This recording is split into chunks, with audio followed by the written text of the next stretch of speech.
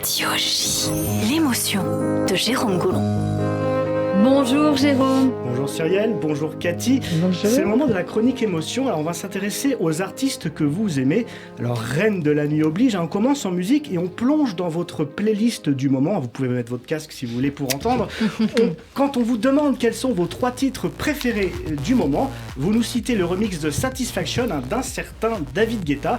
Alors on peut l'entendre à l'antenne. Alors Satisfaction de David Guetta, un remix du tube de Benny Benassi sorti en 2002, remis au goût du jour 20 ans après sa sortie. Alors on peut le dire, Cathy Guetta, vous êtes restée la meilleure RP de David. Quand on a préparé cette émission, on vous a demandé vos top 3 du moment et qui vous mettez en premier. Eh bien ce titre de ce remix de David Guetta, la preuve que vous êtes restés les meilleurs amis du monde. Ceux qui n'étaient pas gagnés à l'avance, vous vous êtes plusieurs fois exprimés sur le sujet dans les médias avec des mots très forts, puisque vous avez notamment déclaré « J'ai éprouvé un choc presque traumatique quand notre histoire s'est arrêtée. Il était à la fois mon prince charmant et mon meilleur ami, mais je me suis adapté. » Alors au final, vous avez gardé ce lien d'amitié avec lui, une vraie fierté pour vous, puisque vous avez confessé « On est les meilleurs amis du monde, on est très fiers d'avoir réussi ça. Cette amitié, je la considère comme l'une des plus grandes réussites de ma vie, pour nous et pour nos enfants, Tim Elvis et Angie. » Et puis, moi-même, je suis témoin de cette amitié, puisque durant votre carrière, certaines mauvaises... J'ai une petite anecdote. Oui, j'ai hâte de savoir. Durant de votre carrière, certaines mauvaises langues ont souvent dit que votre couple ou votre amitié, c'était du business, c'était du fake. Et moi, je suis témoin que non. Nous sommes le 28 décembre 2016. Je suis à Disneyland, et là, qui je vois ? Cathy et David Guetta, en famille, se promenant dans les allées, sans casquette, sans lunettes pour cacher leur visage, au naturel. Alors je vous ai croisés dans les allées. L'espace d'une seconde, je me suis dit, est-ce que je vais les suivre pour ne pas faire la queue dans les manèges ? Bref, ce qui était très drôle en tout cas, c'était la réaction des gens. Certains n'osaient pas vous aborder, d'autres se demandaient si c'était vraiment vous. J'en ai entendu dire, tiens, il y a une nouvelle attraction, il y a des sosies de Cathy et David Guetta. Véridique, j'ai vraiment entendu ça.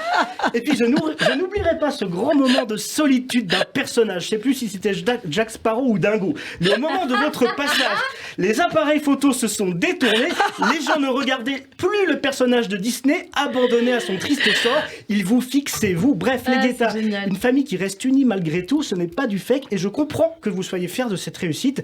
L'écrivain Jean-Michel Guénassia disait, dans une famille, on est attachés les uns aux autres par des films invisibles qui nous ligotent, même quand on les coupe. Une citation qui vous sied à merveille, Cathy Guetta. Absolument.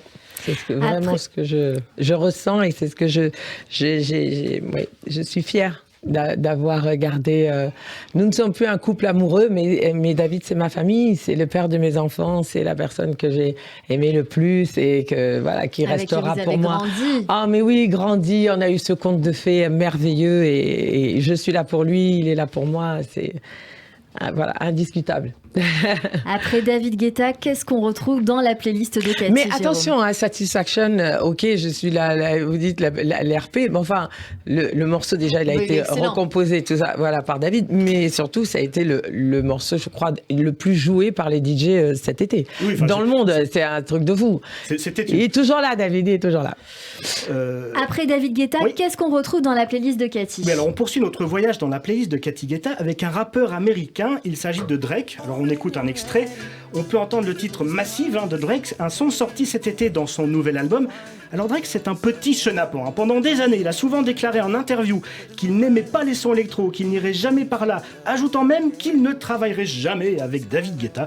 Il a dit ça ? Il a dit ça, et pourtant, quand on écoute ce titre, on voit qu'il a changé d'avis, puisqu'on a clairement affaire à un titre électro-club, un titre validé par vous, Cathy, puisqu'il figure dans votre playlist du moment. Oui, validé par beaucoup. Je dis par vous parce que vous l'avez mis dans votre playlist. Bien sûr, mais ce que je voudrais rajouter, ce morceau aussi a été produit par le DJ Black Coffee, avec lequel je fais ma soirée à Ibiza. Exactement. Alors Drake, il a un point commun avec vous dans son parcours de vie, Cathy, celui d'avoir été élevé principalement par sa mère. Ses parents ont divorcé quand il avait 5 ans, et Drake a déclaré à ce sujet « J'ai dû devenir un homme très rapidement et être à la base pour la femme que j'aime de tout mon cœur, ma mère ». Drake avait donc une relation fusionnelle avec sa mère, un peu comme vous, Cathy. Votre père, vous en parliez tout à l'heure, engagé à l'armée, était souvent absent, même s'il travaillait très dur pour sa famille. Et du coup, vous avez noué une relation fusionnelle avec votre mère. Vous vous êtes même confié dans un livre à ce sujet en écrivant « Ma mère, j'étais sa meilleure amie et j'en étais contente. On se confiait très souvent l'une à l'autre. Elle a vécu des choses dures, mais ma mère ne s'est pas lamentée. » Vous poursuivez en disant « Elle n'a pas déversé son monde d'adulte sur moi. Elle a su d'emblée poser des limites et partager mes joies de petite fille. » Oui. Et vous dites, on parlait de votre famille tout à l'heure, justement, Cathy Guetta, est-ce que vous-même, vous développez cette relation de meilleure amie avec vos enfants ? Bien, avec ma mère, j'étais sa meilleure amie parce que j'étais un peu sa confidente. Elle se refermait sur elle-même et j'étais presque devenue la maman de ma maman en fait. Et ça a été ce lien jusqu'à la fin de sa vie. Et ça a été mon héroïne et la personne qui a compté le plus pour moi dans ma vie, qui m'a construite, c'était mon plus bel exemple de femme et jamais se plaindre, toujours son petit rouge à lèvres, son petit vernis qu'elle se mettait elle-même et avec parfois des très très gros problèmes d'argent et elle essayait de nous cacher tout ça. Et parfois, j'allais faire les courses à crédit pour pas qu'elle y aille, elle, quand j'étais dans ce petit village à Saint-Hippolyte-du-Fort, pour pas qu'elle soit humiliée, pour pas... Voilà, donc je la protégeais énormément et je l'ai fait jusqu'à son dernier souffle. Et ma fille, enfin, mes enfants, et la relation que j'ai avec ma fille, si on parle de mère-fille, elle débute de la même manière. C'est joli, oui. C'est très joli, Cathy. Ouais. On voit cette humanité en vous et ce côté filial que vous essayez de garder. Vous restez encore avec nous, on va poursuivre cette émission avec encore de l'émotion avec Jérôme Goulon. Dans un instant, notre séquence tac au tac, les questions de nos auditeurs, notre coup de cœur du jour et notre expert pour le portrait de notre invité juste après la pause, suivi du journal de l'information. Restez connectés sur Radio J. 16h08 sur Radio J, merci de nous avoir rejoints. On s'est quitté juste un petit peu avant la pause et le journal avec la chronique émotion de Jérôme Goulon. On a quitté le monde de la musique pour rejoindre celui du cinéma, Jérôme. Oui, Cathy Guetta, le cinéma, c'est l'un de vos hobbies préférés. Vous avez d'ailleurs tourné dans plusieurs films, Quasimodo del Paris de Patrick Timsit, qu'on recevra d'ailleurs dans cette émission le 19 octobre. Exactement. On vous a également vu dans La Vérité si je mens 2, peut-être avec Jean-Paul Belmondo, Sexy Beat, Jet Set ou encore Ibiza. Vous avez été conseillère de Fabien Ottoniente d'ailleurs sur People, dont l'action se déroule à Ibiza, puisque le réalisateur voulait que le film soit le plus crédible possible. Et pour ça, quelle meilleure conseillère en effet que Cathy Guetta, je m'embrouille. Ibiza sans Cathy Guetta, comme diraient les inconnus, c'est un peu le sel sans le poivre, c'est totalement indissociable. Et puis, quand on vous demande votre coup de cœur du moment, vous nous citez le film Elvis de Baz Luhrmann, un film sorti le 22 juin dernier, et qui retrace la vie et l'œuvre d'Elvis Presley, un artiste dont vous êtes fan depuis toujours, Cathy Guetta. Depuis toujours, votre fils aîné, Tim Elvis, porte d'ailleurs son prénom en hommage au rocker. Alors pour la petite anecdote, quand David est allé en mairie déclarer votre fils, il vous a dit « Et s'il veut travailler dans une banque, est-ce que ça ne va pas poser de problème ?» Ce à quoi vous avez répondu « Ok, tu peux mettre Tim devant, d'où le prénom Tim Elvis de votre fils, même si vous l'appelez Elvis, on voit d'ailleurs votre bracelet avec le nom Elvis. » Alors depuis la première seconde, il s'appelle Elvis.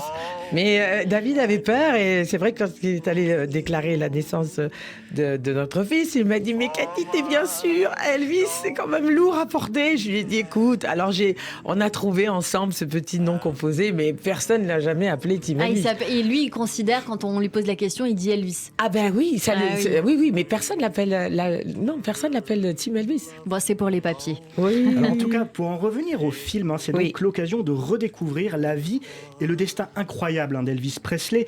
Elvis Presley, disparu prématurément à l'âge de 42 ans en 1977, mais dont le destin avait également débuté de façon tragique. On en parle peu, mais sa vie a commencé par un drame, puisque 35 minutes avant la naissance du King, sa mère avait accouché de son frère jumeau, un bébé mort-né. Alors comme vous, David Guetta, Elvis Presley, il n'a pas toujours eu une enfance facile. Les Presley devaient s'appuyer sur leurs voisins pour subvenir à leurs besoins. Comme vous, Elvis Presley était particulièrement proche de sa mère, avec un père un peu moins présent, puisqu'il devait beaucoup travailler pour amener de l'argent à la famille. Ouais. Alors la famille d'Elvis Presley, elle vivait au début dans un quartier afro-américain. Elvis, il a donné ses premiers spectacles habillé en cow-boy. Il était moqué et considéré par ses camarades comme étant un pecno. Ça ne le décourage pas. À 18 ans, il enregistre son premier 45 tours, ce qui lui coûte $4. Alors sur ce disque, édité en un seul exemplaire, il enregistre 2 chansons qui sont des reprises de tubes de l'époque. Il offre alors le seul exemplaire de ce premier enregistrement à sa mère, en guise de cadeau d'anniversaire. Et anecdote assez marrante, en Marion Kesker de Sun Studio, le studio où Elvis a enregistré ce disque, elle note un commentaire personnel: bon chanteur de ballade à garder. Effectivement, alors on connaît tous la suite et le succès incroyable d'Elvis Elvis Presley a connu, même si son destin était brisé bien trop tôt, puisque le chanteur est disparu prématurément à seulement 42 ans, je le disais tout à l'heure, vaincu par l'épuisement, la dépression, les surmédicamentations et autres apports de substances dopantes afin qu'il puisse tenir sur scène, ce qu'il n'arrivait plus à faire sans être aidé. Bref, Elvis Presley, un artiste qui vous a marqué, Cathy Guetta, un artiste au destin hors norme. Et je terminerai d'ailleurs par une citation d'Elvis Presley qui disait « Depuis mon enfance, je savais toujours que quelque chose allait m'arriver. Je ne savais pas exactement quoi. L'important est de suivre son rêve, peu importe où ce rêve peut mener. » Une philosophie que vous vous êtes appliquée à vous-même, Cathy, quand on connaît votre incroyable parcours. Absolument.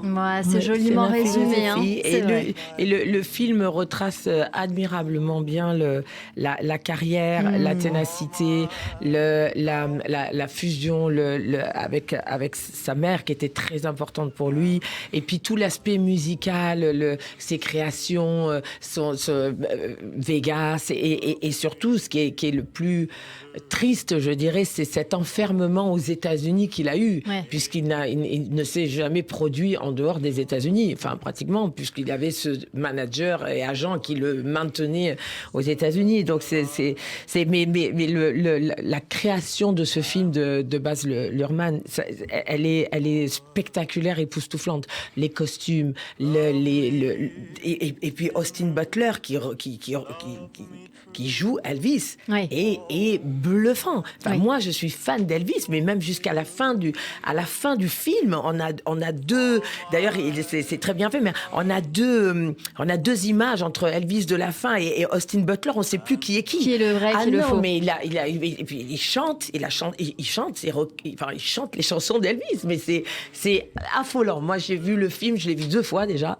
Je peux le revoir même demain. Vous avez donné envie aux gens, en tout cas, de le voir. Très beau film. Et ben voilà, on le recommande bien sûr. Tout de suite, si vous le voulez bien, on poursuit cette émission avec une autre séquence, la séquence Tac au Tac sur Radio J.